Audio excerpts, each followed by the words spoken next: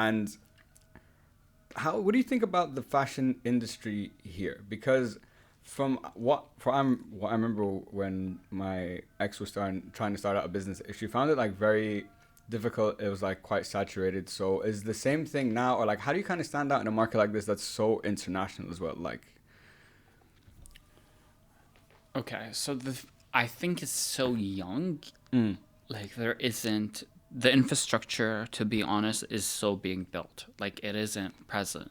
okay, It you don't isn't. think so? Yeah, Interesting. Okay, everything. Like compared to cities abroad, the infrastructure is still being built for the fashion industry. There is a lot of regional talent, uh, but at the end of the day, it's really nurturing it okay, because I feel like again we'll go back to it.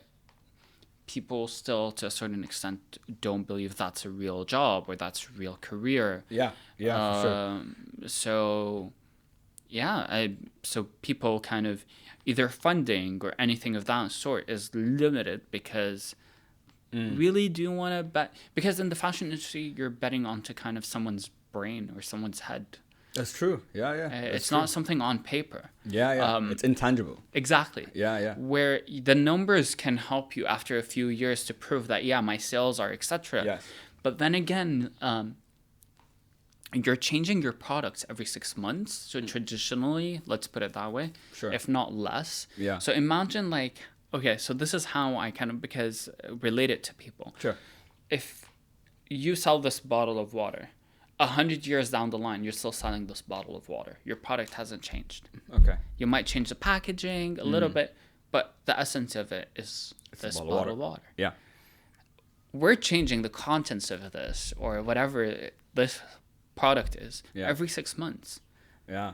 So walk into a store every 3 months, your whole product range has changed. That's true. It's not continuous. It's Yeah. not, yes, a t-shirt and pants, but that color might work, that color might not work. Like you're changing everything about it. Yeah. So it's not a constant product. That's why you're betting everything, all your manpower, your cash, etc., on a brand new product. Yeah. That's forever changing. Yeah. And I think people don't realize that. People see it as a risky venture, Yeah. but I don't, because for me, it's like you're betting onto someone's creativity and mind and all of that. So if they are able to retail or sell product A, then they're able to really play around and sell everything. Yeah, but you need. It sounds like you need like one at least proof of concept or proof of success that makes you feel comfortable to continue down, that path. Yes. Yeah, and that's actually a very good point that you said. The water bottle example is great. That you are changing so much every few months, and it's almost like you're starting a new business every 3 months because it's an investment, and they're like, oh, will this take off? But the time frames are really short. It's not like I'll wait 2-3 years to see if this worked out. No, I'll know in a couple months if this worked out or not. So that's really true. And I was thinking, because coming on to this, the point you just mentioned, I'm like, I'm pretty sure you would say this, but does fashion need to constantly evolve? This is what I mean.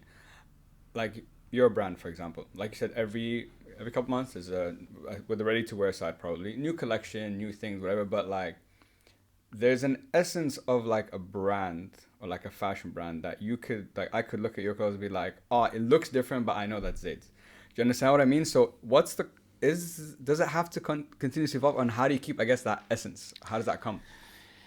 I think that essence comes naturally. Okay. Because it's how I consume what I see. Yeah.